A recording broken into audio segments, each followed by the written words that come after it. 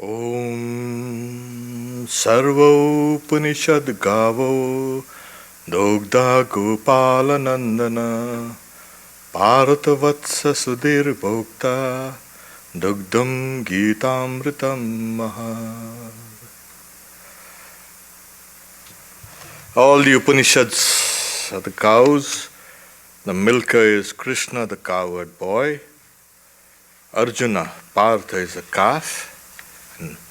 And people of purified intellect are the drinkers. And the milk is the supreme nectar of the Bhagavad Gita.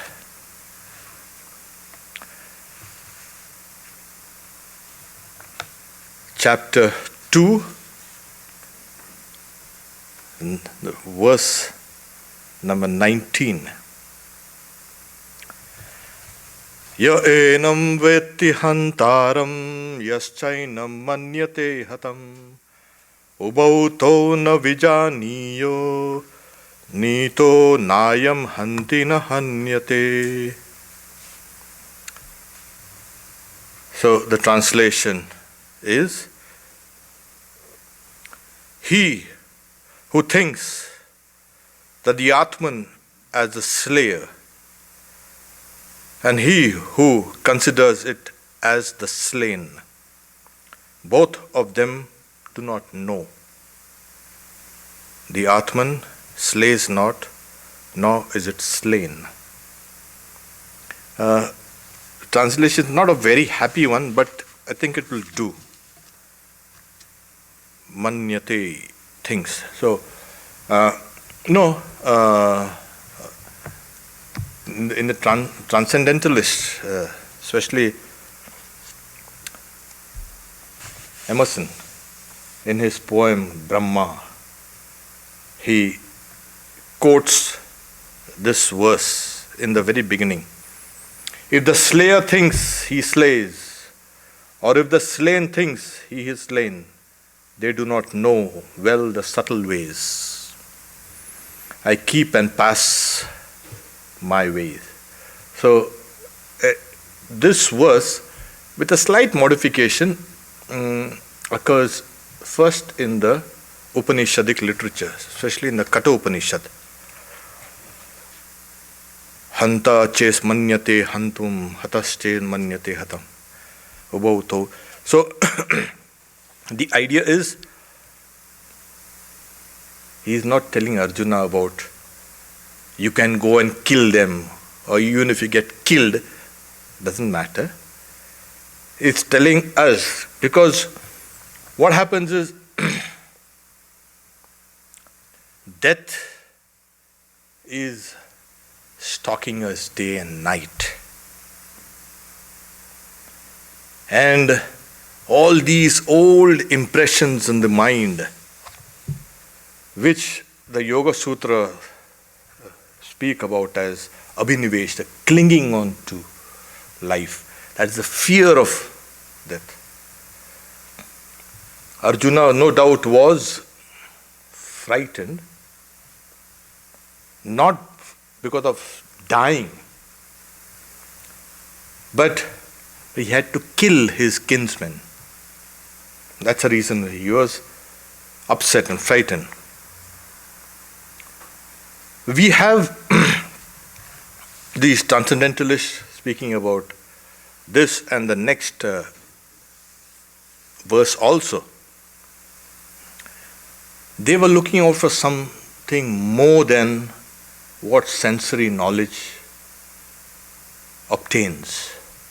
The name of the movement itself is transcendentalist. And they were influenced to a great deal by the Bhagavad Gita and the Upanishadic literature. So here we have, they both do not know. The slayer and the slain. They both do not know. For the self is not slain, nor is a slayer. Now this is a tremendous, you can say, statement. Starting from here till the next 10 verses, it's kind of a high octane Advaita philosophy. Why don't we know? Yes, we have, as I say, two, we can say, tendencies in the human mind. One is the pravritti and one is the nivritti. One is a circling forward and another circling inward. One is parang, outside, and another is pratyak, inside. This inner nature has been studied, and they have found there is something even beyond this nature, because nature has got two dimensions, the external and the internal. This transcends both the internal and external nature. As long as we are searching within, we are still in the realm of the mind, we will not have this kind of firm conviction that the self is beyond any kind of hurt or injury or death.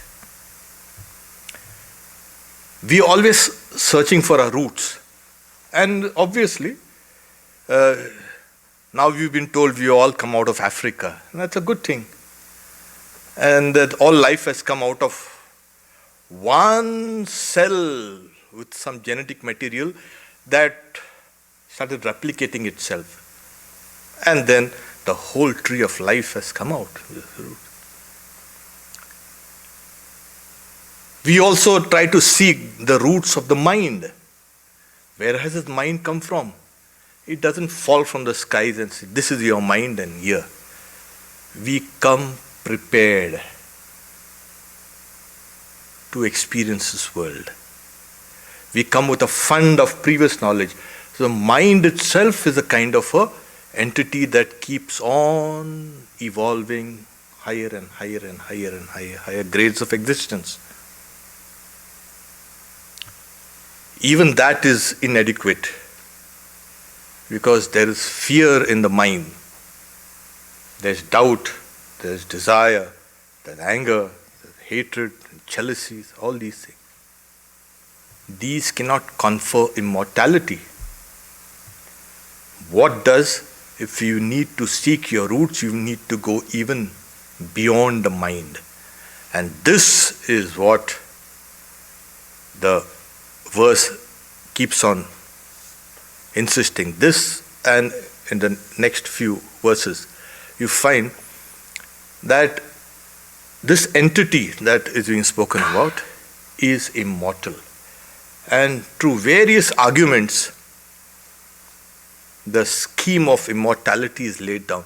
Even knowing this a little, there will be a kind of great sense of fearlessness. There will also be a great sense of compassion. Why? Yes, it's that same immortality which is embedded in each and every one. In fact, as we turn our attention inwards, as we keep searching to the higher realms of the mind, we will transcend the mind and come down to the Atman. Now, is the Atman static? It just keeps on watching? No. It is said it watches, Sakshi, in relationship to your mind and body, etc. This Atman is bliss, this Atman is beauty, this Atman is truth, and this Atman is indestructible. We have not yet matured to that level of understanding. We are still identified with the body. And not our fault, of course,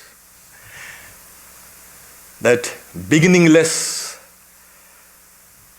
Maya makes the possible impossible. makes the infinite weep, as it were. Swami Vivekananda, well, speaking about this identification of the body, gives a story about when Vishnu comes as an avatar of the boar avatar, Varaha. And after the avatar's work has been done, his mission accomplished, he's supposed to give that body up and go, Vishnu. He doesn't want to. He comes and sits down in the muck. And when all the gods come, now that your mission has been accomplished, let's go back. Say, oh no, I'm perfectly all right here. And the gods try to grab him and try to pull him out. And he keeps on biting them. See, I'm with my wife and with my children, and we are in the muck, and we are all right, fine. You too come here in this muck. Then the gods were in a dilemma. They go to Shiva. And Shiva comes. He does not give any kind of arguments. He hurls his trident in the belly of that boar, and out comes Vishnu, laughing. I was deluded with my own Maya. Vishnu Maya it's called. So it's not easy for us to come out of this. Why? Because this Maya itself is divine. Daivi Yeshaguna. It's not a kind of simple illusion. It just it comes and goes. No, it throttles you. And this is why we just cannot get our heads round the fact that this body dies, this mind is more or less eternal till you attain liberation. It's something called manonasha. The mind is killed, dies. But the Atman is ever eternal. And that's the reason why the next sloka is saying it's unborn, eternal, constant, ancient. Now, where have we actually gone wrong? We haven't gone wrong at all. Humanity is coming to this level of understanding. All sciences are trying to understand what is consciousness. The physicist and the neurologist and the psychologist and all the ologists, somewhere they are finding that consciousness is the basis of everything, this universe and me and everything. We are traveling towards it. And as we are traveling, we get intimations of that immortality, that deathlessness. Because the state of liberation cannot be subject to the mind or to time or to space. It is simply not relevant there. Immortality cannot be subject to any kind of conditioning. That's the reason why I think pure consciousness is beyond these modifications. The body goes through birth and then growth. It's called jayate, asti, vardate, viparinamate, apakshiyate, mriyate. All these. The body goes through these modifications. It discards that. The mind discards that. Picks up another one. It is heading towards more and more maturity. It's heading towards higher and higher aspects of its own self. So as we keep on traveling, we are now faced. What then really dies? Nothing really dies. It's a transformation. We have labeled things and said, this is called birth, and this is called death, and this is called... What?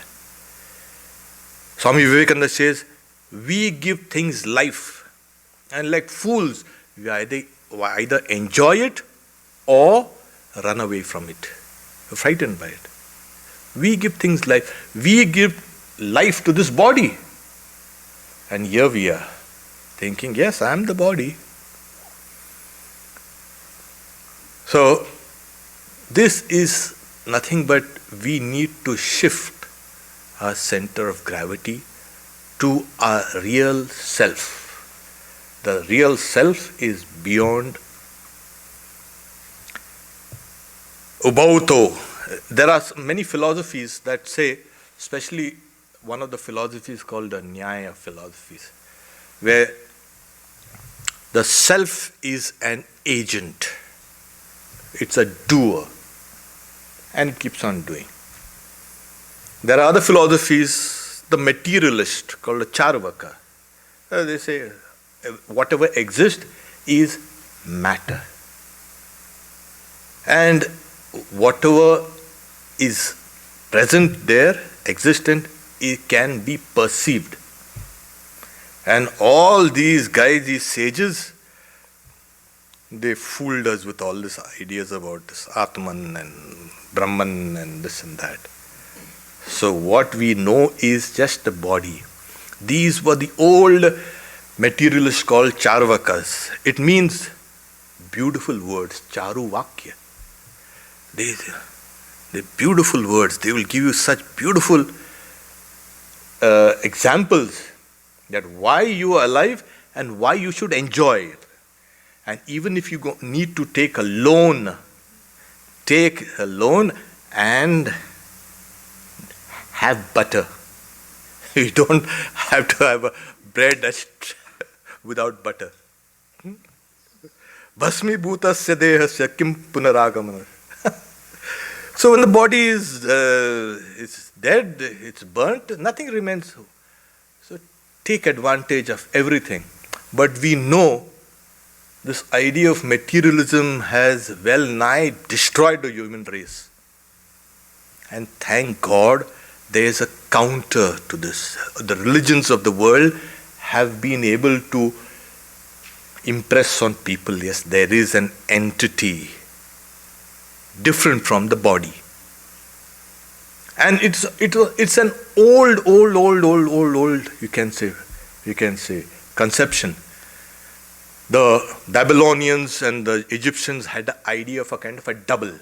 The spirit was a kind of a double. And as long as this body was safeguarded, the double would also be fine. And that's why they built all these huge tombs and monuments and pyramids. So the crudest idea was of a double. And then people started worshipping. Yes, when the double, what happened? Where does it go? It knows it has to stay in some place. So they manufactured a place called heaven. Yes. And so they could go, and that was also the beginning of ancestor worship. Yes, slowly. Swami Vivekananda gives, he saying, even in the Vedas you find clearly there are passages speaking about ancestor worship. Then there are passages which speak of nature worship, the various gods and lightning and thunder and rain and sun and all these things, they are all deities, nature worship. There is, he's saying, another, you can say, line of thought, where religion begins when one tries to struggle to transcend the senses. Most of religions have both these elements, ancestor worship and nature worship. But as you keep on rising to transcend the senses, you are religious in the truest sense of the term. Till then, you are just a kind of a ritualist, you are doing this, you are doing that.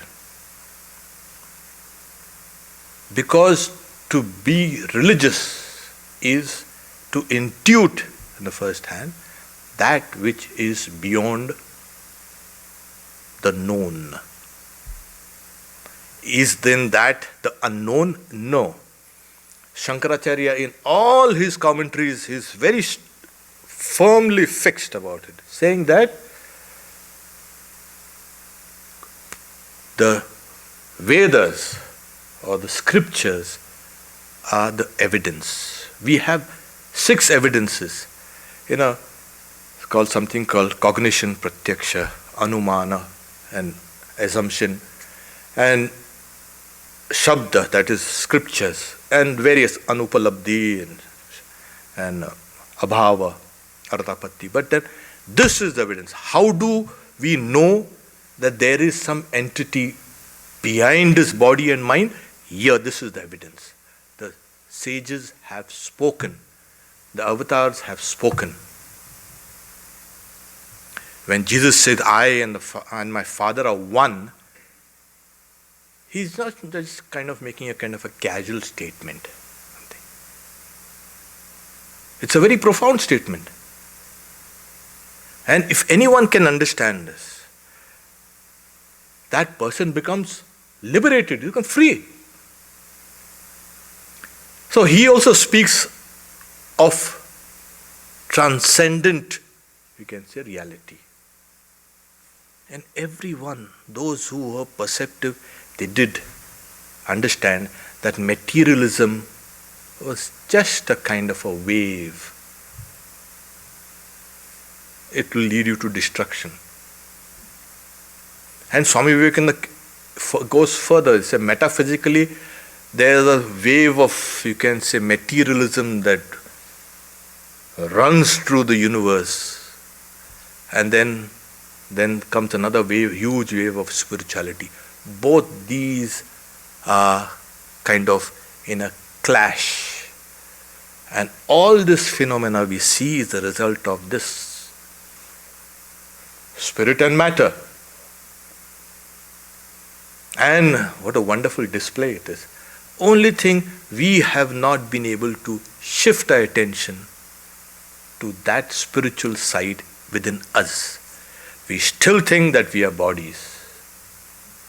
Yes, it's amazing. But then, like I said, Vishnu Maya. Don't worry, even Vishnu was deluded with his own Maya. The commentator Shankaracharya says that forget he who holds the Atman as a slayer, as Emerson would say, red slayer, and who thinks he is slain. They both do not know. Saying even God cannot destroy the Atman. There you are. Forget the slayer or the slain. Even God cannot destroy them. Why? Because he will have to destroy his own self, which is obviously not possible. So, we are indestructible. This gives us a tremendous sense of, like I said, confidence. We will have to live this life and we will have to struggle, because in the previous mantra, after giving him a glimmer of the doctrine of the Atman, he tells Arjuna, Tasmad Yuddhas of that. So therefore, stand up and fight. He never said, okay, you go out there and keep quiet and sit down, okay, and meditate. That meditation would have been useless if it's not joined to action. That has to be translated into action. That knowledge of yourself, of the Atman, should be translated into action. And this is the great contribution of Swami Vivekananda. India, somehow, we were, oh, you are a philosopher and you want to be a philosopher and Advaitin and this and that. Yeah, you go out there, leave the world, go to a cave or a forest and sit down and meditate. And if you want to do anything there, do there. You have no concerns with society. One thing was there about that, they preserved these doctrines. It was Swami Vivekananda says, I will bring it out from the forest and the caves and make it a living, practical Vedanta. And why not? When we see that we are imperishable, what a tremendous sense of energy will enter into us, make us work. And there will be nothing that will be impossible or small for us. There will be no shadows in our mind. And we will be, through this doctrine, building a new type of society. And that was the aim of Swami Vivekananda. We need to build a society on the teachings of the Atman. Then we will be free from all these small things, petty things that are pulling us down. Somebody said something to me 20 years ago, and I'm still, I was, you can say, abused and scolded and this and what? You are stuck up with something. Get going. What are you doing all this thing? Life is hard, there's no doubt about it. But you don't be like a crybaby. I was this, I was that. Keep on moving up. The power of the soul will awaken as you keep on struggling. Swami Vivekananda says, when the lion is wounded, it roars the loudest. When the snake, the cobra, is hurt, it unfurls its hood, the biggest. So when the soul is injured, it manifests more and more power. And this, in this age, if we can keep this idea of indestructible nature and work, that will arouse that power within us. And this Atman will become manifest through our speech and through our bodies and through our intellect. This was the idea why Sri Krishna had to deliver this discourse on the battlefield, the most, you can say, incongruous place. You could have given it somewhere. Their whole lives they were friends. They could have spoken about it, discussed about it in some other place. No. This was the crushing time for Arjuna. And this was what he needed, and this was the perfect place. Swami Vivekananda says this itself shows how practical it is. The philosophy is practical. It can be applied in the battlefield and everywhere. So the next verse also is a kind of an extension of this very idea. Na jayate mriyate va kadachid nayam bhutva bhavita va na bhuya ajo nitya shashvatoyam purano nahanyate hanyamane sharire. As I said, with a slight word, two words change, the same verse appears in the Katha Upanishad, where Yama teaches the young boy Nachiketa. Nachiketa had gone to inquire about death there, and Yama tries to dissuade him. No, you don't. You're a young boy. You need all this thing. And he's saying, I'll give you a long life. I'll give you sons and grandsons. I'll give you horses and elephants and gold. What do you want? I'll make you a king. Don't ask these questions. Even the gods were, confused about all these things. And you, of course, you're just a mere boy. And then he said, no. Then he offered him celestial enjoyments. These chariots and these damsels, they are not to be gotten by mortals. You can get it. No. After he rejects all, you can say, enjoyments, as I say, temptations, Yama, of course, was pleased. Then he starts teaching this very doctrine. He had gone to inquire about death. What is death? And the god of death, Yama, says, there is no such thing as death. What? What a disappointment. There is no such thing as death? No. And this is how he starts. Na jayate mriyate va vipaschit. Then what are we experiencing? Yes, when you were young, you experienced many things. Though the children's playing, eating clay and playing, as I say, in the mud and playing football and quarreling with it. These experiences slowly transcended. And as we keep on growing, we transcend all our little experiences. And when we look back at all our experiences, God, did I do all these things? How stupid I was. It seems dreamlike. My whole existence up till now seems kind of dreamlike. Yes. So when this experience comes, all our experiences that we've had up till now will be kind of a dream-like. Why? That reality is so intense, so powerful. Powerful in the sense, not destructive. It is immense, huge. That's the reason why you say, Ajo, it is unborn. When you say something is unborn, there is no such thing as death or modification. It is nitya, it is eternal.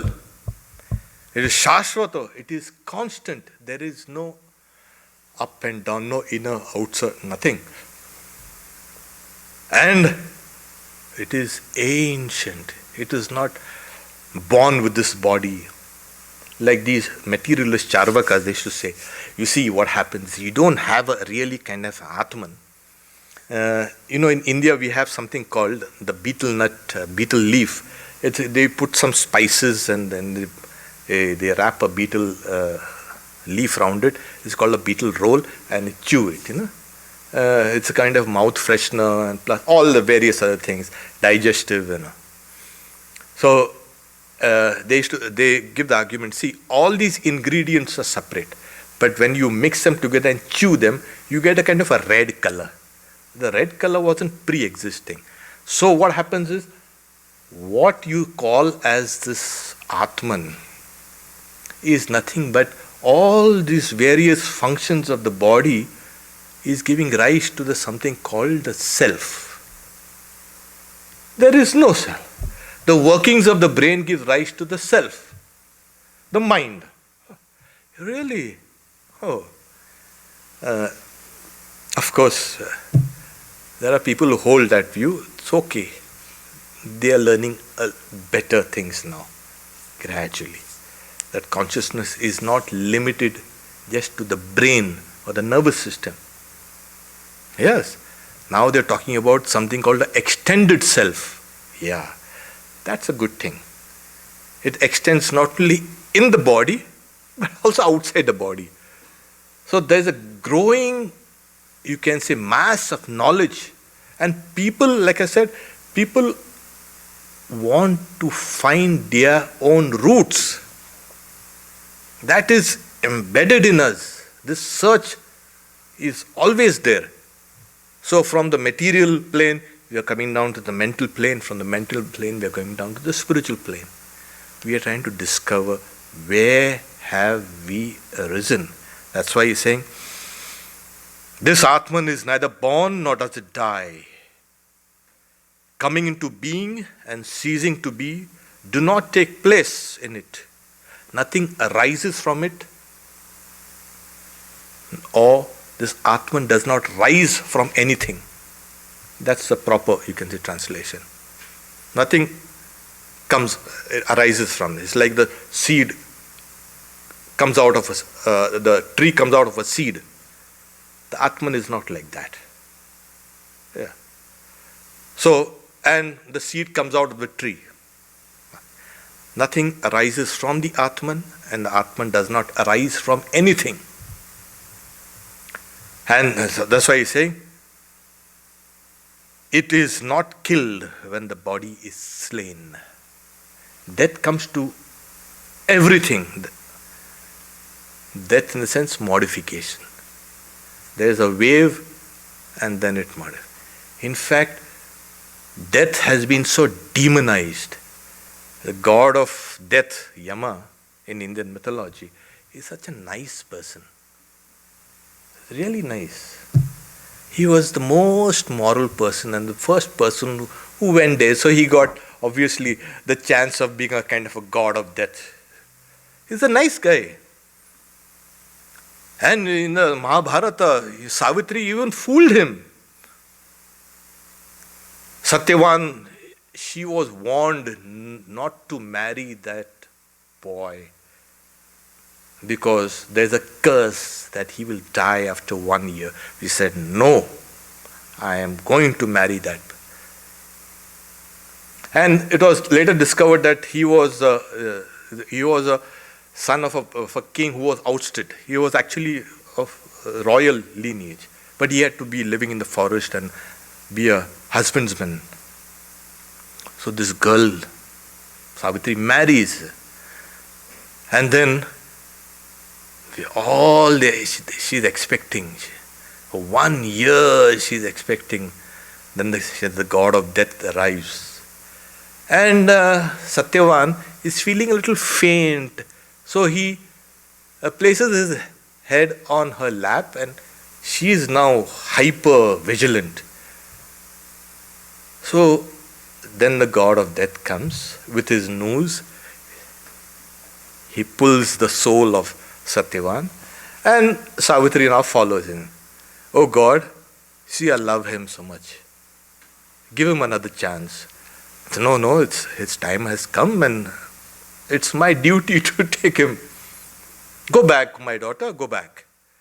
Saying, I cannot live without him. And she gives various arguments. And then finally, the god of death returns the soul of Satyavan. He's saying, my child, your love has conquered death. Go in peace. So, there are many factors in our human psyche that can conquer death. Yes. So, death it's something nice. There's another story in a different book. So the gods came complaining to the creator. There is one problem. What happened? No one is worshipping us. No, but then that's what it is supposed to be. The people will worship you and that's your food, your nourishment. No one is worshipping us because those guys down there, they are not dying. They have become immortal like us. So Brahma says, how could this error take place? So he thinks about it, and then as he's thinking about how to kill off these guys, a young girl issues out of his mind. She's saying, Father, what am I? He's saying, you are death. Me? No. Yeah, you need to go down to earth and finish off these guys because the gods are complaining. We are immortal, even those guys are immortal. Yeah, I'm not going to do that. And she flees. And the father runs behind her and he catches her and brings her back, saying, you don't have. And she's weeping. And the father collects all her tears in a small kind of a jar, the tear jar. You don't have to kill them directly, don't worry. These are the tears, your tears. You just go around with that. They'll die of diseases, sickness, stress, anxiety, and tension, all these things. So you don't have to. You go. And she went down, and the gods then became happy. Thank you, they said. So in various ways, these stories are trying to tell us that there is something called a modification of the body, which follows the laws of nature. Don't try to conquer this. They're trying to extend life and try to freeze the DNA or try to put artificial intelligence in a kind of in a future brain or whatever. And they're trying, why do you do all these things? It is inevitable, these things, the laws of nature are fixed in a way in this planet. But try to discover that immortal being within.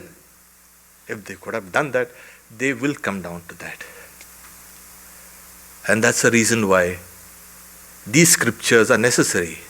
In one of the Upanishads, they say, when humanity can roll space like it rolls leather, then there will come a time when there will be an end to sadness and they will not need a God. So they've asked for something impossible. Can you roll space like leather? Yata charmavad akasham veshtayashanti manava. So, till that time, we'll have to get down to this. We will, because we are spiritual entities, we have kind of forgotten ourselves. Once a slight awakening comes, and then that veil is, torn out by one's own awakening plus the grace of God. And then we'll find that yes, we are unborn, we are this. So our real nature is this: unborn, eternal, constant and ancient. This self is not killed when the body is killed. That is the highest truth. Now, how much does this percolate in our minds? A young boy, he asks Sri Ramakrishna, if all this is a kind of a maya, kind of a magic, why doesn't this show end? It's a kind of a constant show, continuously. So Sri Ramakrishna gives a very, logical answer. It is because of inborn impressions. Repeated births in this world of Maya has crystallized, as it were, those impressions. Once we break that crystallization through spiritual practices. And what is the spiritual practice? The highest spiritual practice is to try to remember your divine nature.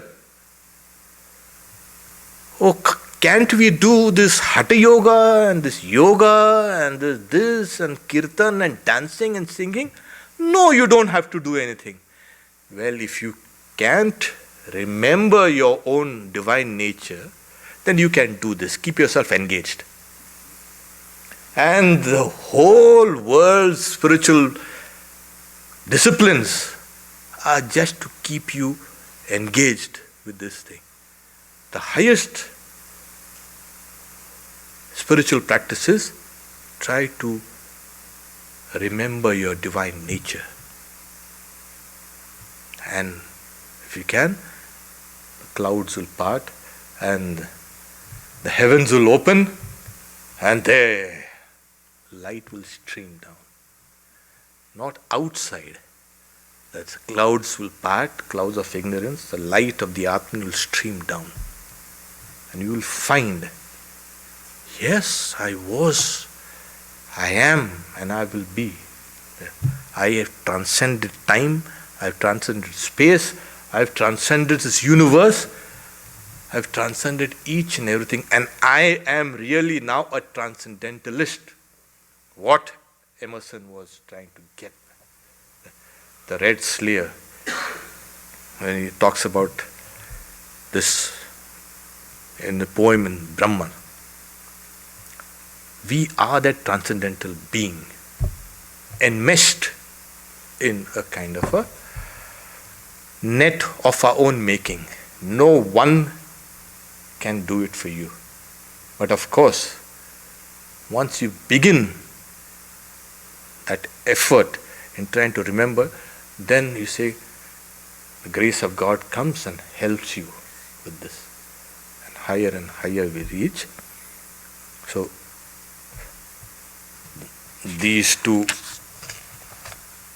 verses, we have, even this, the 21st verse is an extension of these two verses. So we'll read this. Veda vinashinam nityam ya enam ajamavyayam katam sa purusha partha kam ghatayati hantikam. He who cognizes the Atman as indestructible, eternal, unborn and changeless, how can such a person slay, O Arjuna, or cause others to slay? Once you know you are indestructible, you do not. In fact, there's a tremendous sense of well-being, a tremendous sense of security that comes when you see that everything that pulsates with life, I am there in that life. In a way, you are indestructible, even without a doctrine of the Atman. If you can see yourself in all life, there we are already genetically connected. We are already connected on the level of life energy, prana. Why don't we come out of this shell called this individuality? And if we can come, there we spread out. This whole world, nothing changes actually. We will see things, we will do things exactly. But our perception has grown so vast. It has taken in the whole world. He's saying, I am the world. That is a real individuality. And once we can understand that, it's the tremendous state of existence. Pray to Sri Ramakrishna that we will one day attain. We will, of course.